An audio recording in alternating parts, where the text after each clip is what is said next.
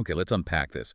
We are undertaking a profound and, I think, an intellectually demanding deep dive today. Hmm. Our focus is on one of the most foundational concepts in the Quran, Hidayah, or divine guidance. Right. But we're not just talking about spiritual direction here.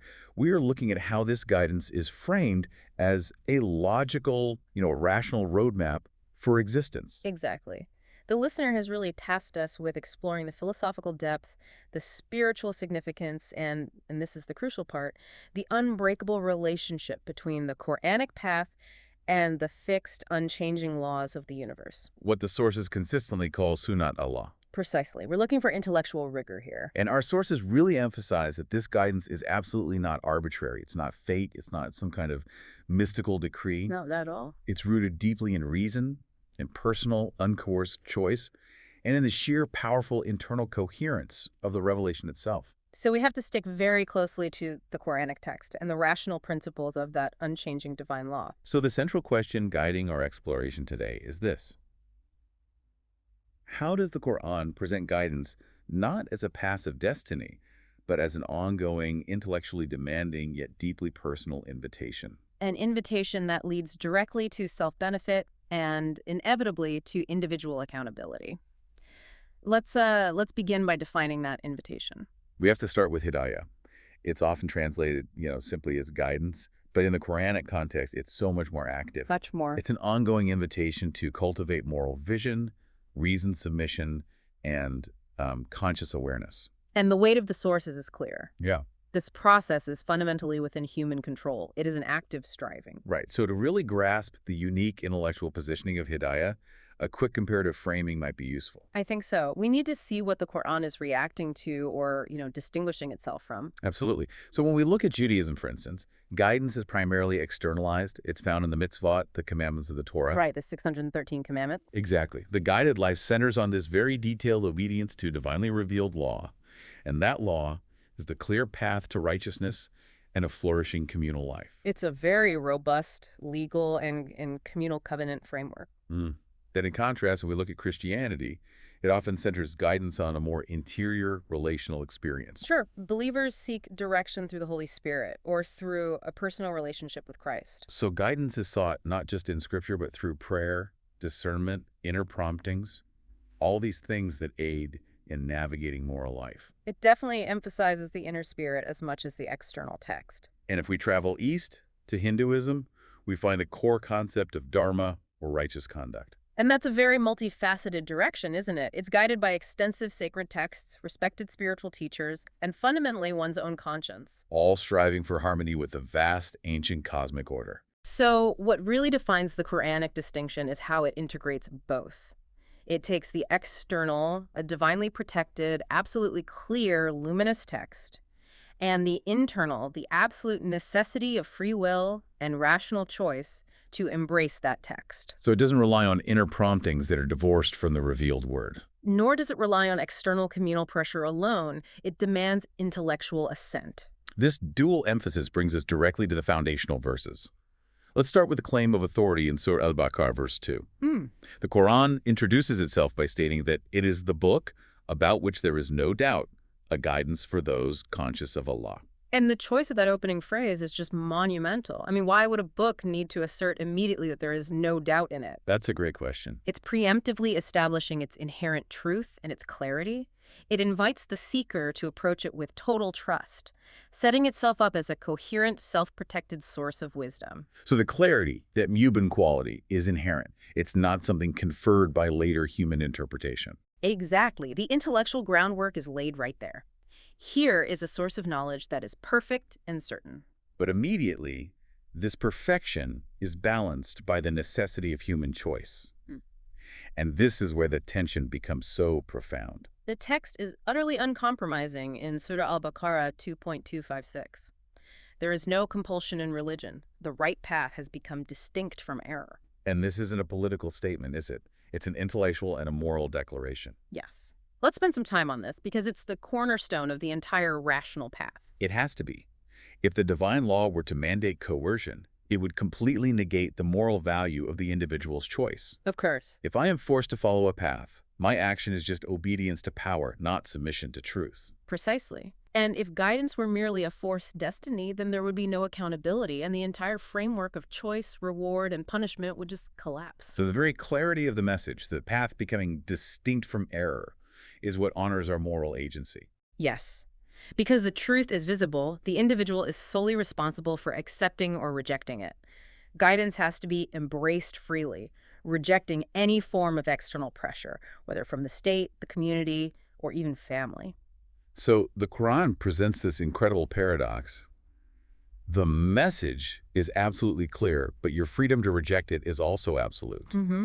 The light is shining brilliantly, but you have the sovereign choice to keep your eyes closed. And that's the intellectual trap set by 2.256.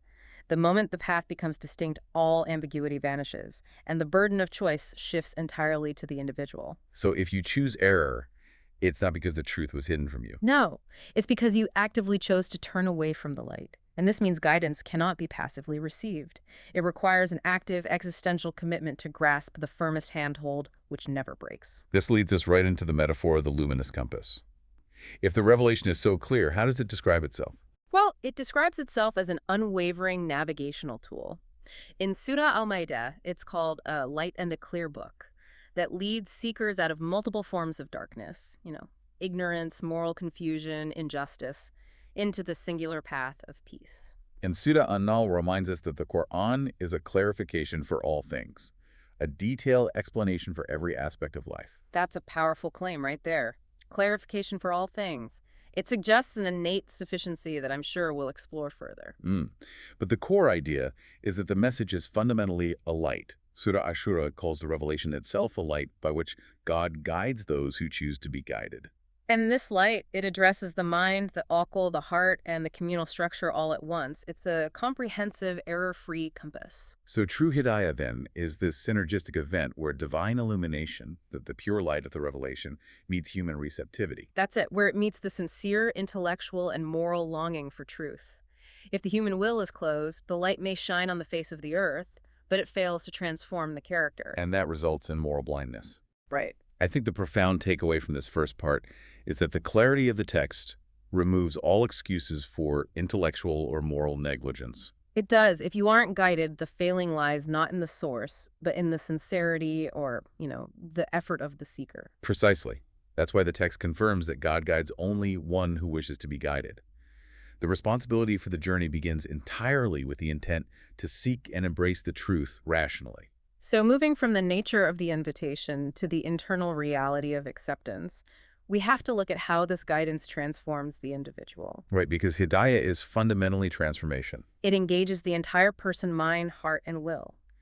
Classical spiritual reflection describes this as the awakening of an innate moral compass. But it is the Quran's light that stirs our reason, our aql, refines our intention, and empowers our moral choices towards submission. And the text doesn't just promise transformation. It lays out the architectural requirements. The first condition seems foundational: sincere seeking, this continuous aspiration. And we see this articulated in the most recited verse in the Quran, the prayer, "Guide us to the straight path." This can't just be a formula you repeat. It's an operational necessity. It demands a constant, sincere desire to align one's entire life, your decisions, your ethics, your relationships with the divine law. Because if the heart believes, it has already arrived. Or if the intent is compromised by self-interest, the path just becomes obscured. Exactly. This continuous articulation of need, fueled by intellectual longing and complete trust in the clarity of the revealed path, is the engine that ensures the heart remains perpetually open. So, if we stop actively seeking guidance, the inertial forces of human habit and societal pressure will just naturally pull us off course. Of course they will. So the prayer in Surah Al-Fatiha is less about asking for a miracle and more about committing to the process every single moment. Absolutely. Without that continuous longing, intellectual and spiritual complacency just sets in, and the path, however brilliantly lit, becomes obscured by the dust of negligence. Okay, so that's the first condition. The second, and maybe the core intellectual requirement, is reflective study, or tadabbur. Our sources stress that this practice is what transforms the mechanical recitation of the Quran into living, active guidance. And this requires a rigorous intellectual honesty from the seeker. It means prioritizing the verifiable internal coherence of the book over any potentially limiting external narratives. Or, crucially, over what the sources call false scholarly exegesis, that tries to import extraneous ideas into the text. That's the key. So how does one implement this rigorous honesty? What is the non-corruptible methodology the sources point toward? It is the method of interverse links. It's analyzing how one verse is explained, qualified, clarified, or expanded by other verses within the Quran itself. So you have to think of the Quran as a perfectly crafted, self-referential, legal, and ethical system. It is designed to interpret itself. This is a powerful intellectual safeguard, then. By grounding the meaning entirely within the creator's own comprehensive discourse, we ensure that the timeless universal principle of any given verse is never confined or restricted by, say, a specific historical setting or a cultural assumption. Or the personal bias of an interpreter centuries later. Right. If the Quran is indeed self-explanatory, as the source clearly states, then this internal cross-referencing is the ultimate intellectual protection against corruption or distortion. So if an external explanation, whether it's historical or traditional, contradicts the coherence you find by linking verses within the text, Then that external explanation is logically suspect and must be discarded.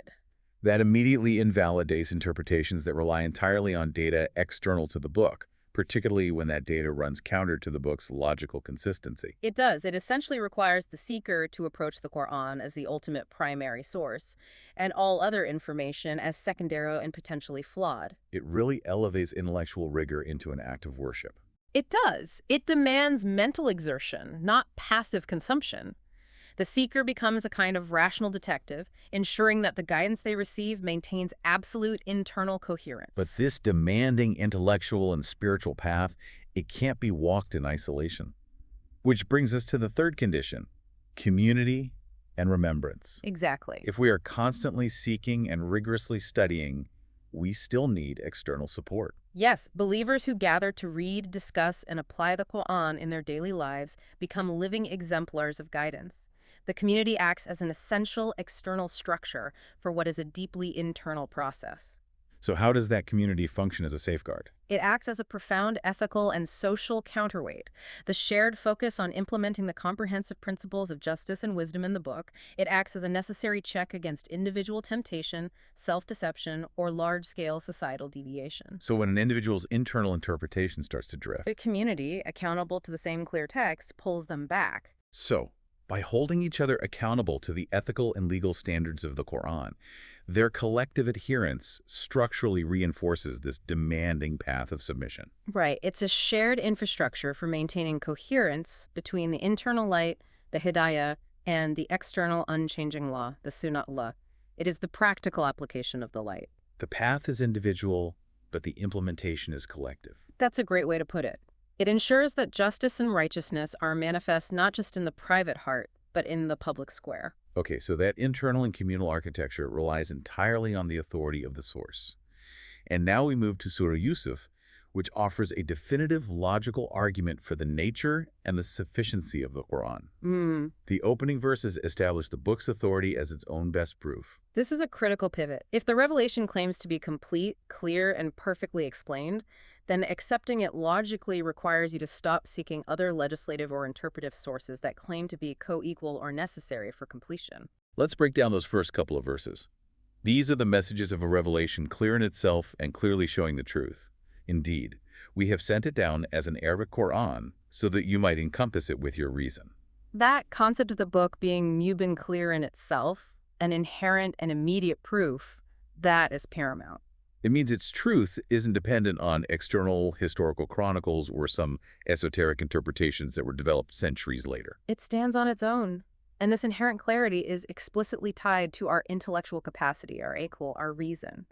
The text emphasizes it was revealed as an eloquent Arabic discourse, Arabian, specifically so that humanity could encompass it with your reason, takilun. And that isn't just a cultural note, it's a command for intellectual engagement. The clarity of the language is designed to ensure the law can be understood rationally, to prevent reliance on vague interpretation, hearsay, or unverified claims. So it elevates intellectual rigor, the ability to grasp the meaning directly from the text, to the primary method of reception. It challenges the intellect, demanding direct, rational engagement, not blind deference to ambiguous secondary sources. And then comes the declaration of absolute completeness in verse 3. We reveal this Quran to you, O Prophet, and explain it in the best possible way. I mean, if the creator declares that he has revealed and explained it in the best possible way, where does that leave any purported secondary source claiming to be necessary for clarification or legislation? Logically, there's no room. There is no room. The perfection of the explanation is contained within the perfection of the revelation. It is self-sufficient. This logical deduction, the conclusion that the source material is complete and self-explanatory, it shapes the entire methodology of the messenger, which is detailed in verse 108. Yes, that verse defines his manhaj, his specific way of conveying the truth. He was tasked solely with conveying the clear text of the revelation he received. Not with inventing parallel, unverifiable legal systems. Exactly. The verse states, "Say, this is my way. I invite to Allah with insight, I and those who follow me." The core tool is insight, or balara. And batira means what exactly? It translates to clear sight, verifiable proof, and demonstrable rational evidence. The messenger was commanded to invite people using only the rational and clear evidence contained solely and immediately within the Quran. So to rely on fragmented, unverified hearsay or accounts compiled centuries later would be the total antithesis of inviting with clear, immediate, verifiable proof. It would. And the most provocative part of this verse is the conclusion, where he distances himself from those who associate others with him.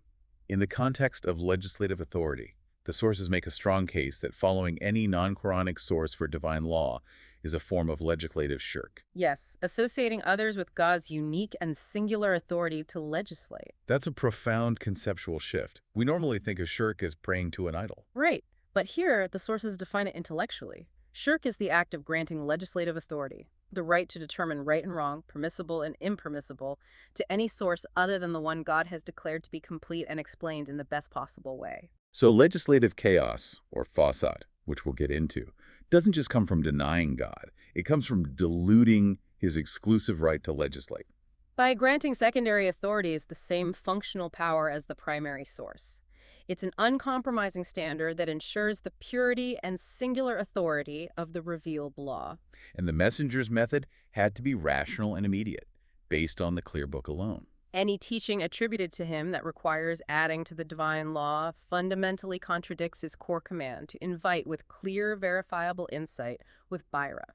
Now we connect this logical clarity and self-sufficiency back to personal consequences and accountability, which is addressed in Surah Az-Zumar. Yes, that passage encapsulates the theme of unmediated personal responsibility. Whoever is guided is only guided for the benefit of his soul, and whoever errs only errs against it. So the ultimate beneficiary of guidance is the individual. The individual. It completely reframes guidance. It's not a favor you grant to the Creator. It's not about external recognition.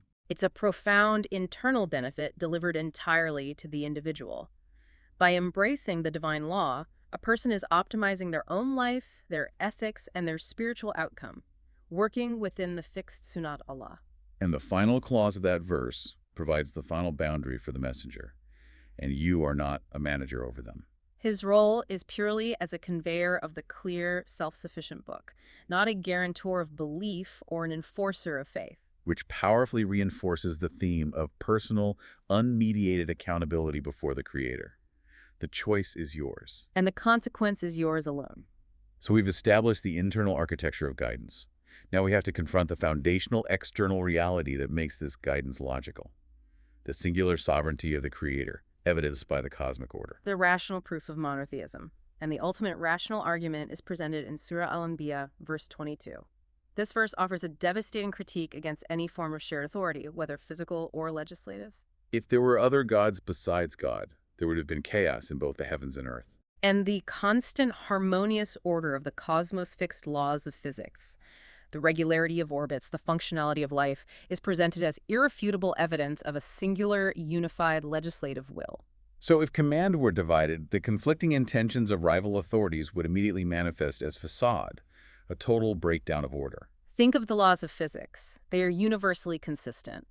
If one god managed gravity and another managed electromagnetism, and they had conflicting intentions, the universe would rip itself apart instantly. The stability of the cosmos is the constant, demonstrable proof of singular sovereignty. Exactly. And this cosmological principle extends directly to human affairs and guidance, just as the universe cannot tolerate two physical lawgivers. The community cannot tolerate two ethical or legal lawgivers. Introducing human opinion or tradition as co-equal with the divine book inevitably introduces legislative chaos, facade into the community structure, leading to moral decay and social collapse. This singular sovereignty leads to an essential logical consequence, established in the very next verse. He cannot be called to account for what he does, whereas they will be held accountable. The Creator is beyond question because his nature is the very definition of perfect justice and law. He's the original source of the criterion by which everything else is measured. So if order stems from one unquestionable source, then the only rational course for humanity is total adherence to the revealed plan. The single, clear law. And therefore, accountability isn't an arbitrary punishment. It's the inevitable result of free will operating within this fixed, single-source system. We are held to account not for inventing the law, but for how we choose to implement or ignore the clear law provided by the sole source. Which circles us right back to why relying solely on the verifiable guidance of the Quran is the only rational course. And this commitment to verifiable proof is the bedrock of the prophet's methodology, highlighted again in verse 24. Yes, the invitation to God was always based on verifiable evidence, or burhan, never on superstition, blind custom, or vague tradition. To those who choose alternative legislative authorities, be they gods, ancestors, philosophers, the universal challenge is issued: bring your evidence. And that's the core intellectual challenge of the Quran. It is. It immediately invalidates all man-made laws and non-Quranic religious corpora that cannot meet this standard of demanding verifiable, rational proof of their divine source. The guidance is rational because it demands proof, and only the Quran, as the self-evident Yubin, passes that test. And this consistent rational methodology has been the unvarying standard for all prophetic missions throughout history, as confirmed by verse 25. We sent no messenger before you without having revealed to him, there is no God but me, therefore you shall worship me alone. And in the Quranic context, worship, ibadah, means obedience and submission to legislative authority. Yes. The verse confirms that every messenger, regardless of era or culture, was commanded to enforce the foundational principle that there is only one source of ultimate, unquestionable law. That consistency underscores that the guidance is timeless and singular. And any subsequent addition or deviation that claims legislative authority, even if attributed to a prophet, breaks the chain of tawhid and introduces the legal and ethical chaos warned against earlier. The system must remain fixed and pure. That fixation on consistency brings us to the crucial concept that governs the cosmos. Sunnat Allah, the unchanging divine laws. Detailed powerfully in Surah Fatir. This confirms that guidance isn't about expecting the natural world to bend to our will or suspend its operations for us. The universe operates on fixed, consistent, predictable laws. Verse 41 asserts this sovereignty as absolute and constant. God upholds the celestial bodies and the earth, so they deviate not from their course. The cosmos doesn't spring into new patterns each time we seek a special favor. This predictability is the foundation of our ability to reason and to plan. This stability is then immediately followed by the critical clause in verse 43, a total rejection of any modification in the system. No change you will ever find in the laws of God, and no deviation you will ever find in the laws of God. That is a powerful mandate. Guidance, therefore, means recognizing the perfect harmony between natural law, the physical laws governing health, energy, society, and ethical law, the revelation. And aligning ourselves with those fixed laws, not expecting them to be suspended or altered to accommodate our desires or our failures. We navigate the fixed system. The system does not navigate us. And yet, despite this cosmic clarity and fixity, humanity often recoils. The text notes that people show aversion when the clear, rational warning arrives. Which reveals how arrogance and self-interest can blind us to divine direction, even when that direction is rooted in universal, undeniable order. Finally, we see justice balanced with patience, operating entirely within this fixed system. Verse 45 states, if God took mankind to task for what they earn, he would not leave a creature on his surface. Yet he gives them reprieve until an appointed term. This patience is granted within the boundaries of the fixed laws. Justice is inevitable because the laws of requital are fixed. But the delay, the reprieve, demonstrates mercy operating within a system of total, consistent accountability. It's a profound balance. It is. Now that we've established the external fixity of Sunnat Allah, the cosmic context, we can return to the internal and communal light of the revelation in Surah An-Nur, the light. So let's dive into the powerful imagery of verses 34 and 35, presenting the Quran as the self-sustaining light of the heavens and earth. The revelation is first described as an advisory for those who wish to live upright. It's practical direction, not abstract doctrine. And then we get the famous metaphor of the lamp housed in a niche. The light is focused, protected, and incredibly powerful. And the source of the light is key. The lamp's oil is kindled from a blessed olive tree, and the oil is described as being neither of the east nor of the west, signifying the Quran's absolute universality. That's fascinating. What is the practical implication of neither east nor west? It means the revelation is independent of all human convention, all worldly ideologies, all specific cultural biases that arise from geopolitical centers of power.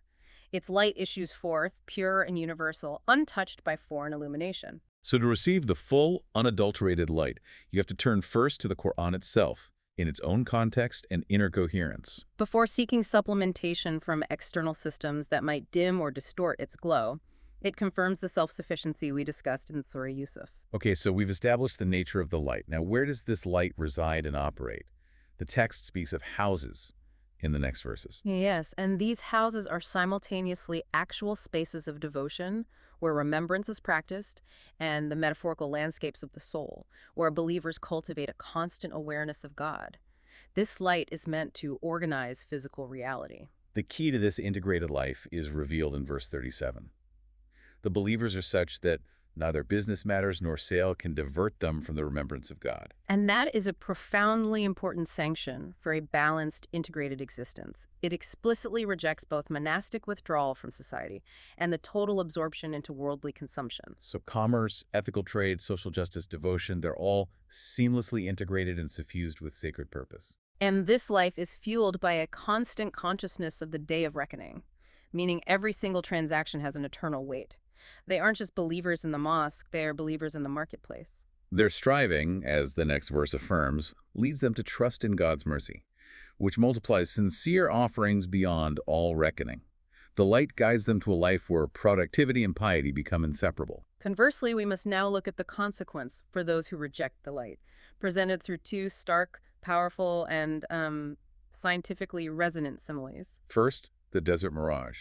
Their deeds promise satisfaction, like the shimmering illusion of water, but they deliver only illusion-parched sand. Leading to the inevitable realization of God's fixed laws of requital. The effort was perhaps sincere, but the foundation of belief was false. And the second simile is where the text's rationality truly shines. The descent into darkness upon darkness in the deep ocean. Their existence becomes like being in a storm-tossed sea, absorbing each layer of light until nothing penetrates. The text describes waves above, waves below, and total disorienting opacity. And what's fascinating here is the source's detail, is the incredible oceanographic accuracy of this description, far predating modern science. Yes, this is a remarkable anecdote. The text mentions darkness upon darkness in a vast, deep ocean, covered by waves, above which are clouds. Okay.